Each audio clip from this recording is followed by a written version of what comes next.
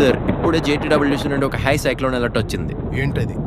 Cyclone bay of Bengal కి reach అయింది. Category 1 నుండి సైక్లోన్ కేటగిరీ 2 కి అప్గ్రేడ్ చేస్తూ JTWC అలర్ట్ పంపించింది సార్. ఓ మై గాడ్, ఇప్పుడు ఆ సైక్లోన్ స్టేటస్ ఏంటి? ప్రస్తుతం సైక్లోన్ 950 బార్ల సెంట్రల్ ప్రెజర్ తో అది పీక్ ఇంటెన్సిటీని చేరుకుని గంటకి 185 కిలోమీటర్ల వేగంతో ట్రావెల్ చేస్తుంది sir. How much time do we have? ఇప్పుడు మన దగ్గర 24 అవర్స్ మాత్రమే టైం ఉంది సార్. అయితే ఇమిడియట్ గా ఎవాక్యుయేషన్ నోటీస్ సెండ్ చేయండి. ఫస్ట్ ఎఫెక్ట్ అయ్యే ఏరియాస్ లిస్ట్ అర్జెంట్ గా టేబుల్ మీద ఉండాలి. అండ్ వెంటనే ఎవాక్యుయేట్ చేయించిన పీపుల్ కి సేఫ్ షెల్టర్స్ ని ఏర్పాటు చేయండి. Subrahmanyam, connect me to the higher authorities. మనకి ఎంతో బ్యాకప్ టైం అవసరం ఉంటుంది. Yes sir.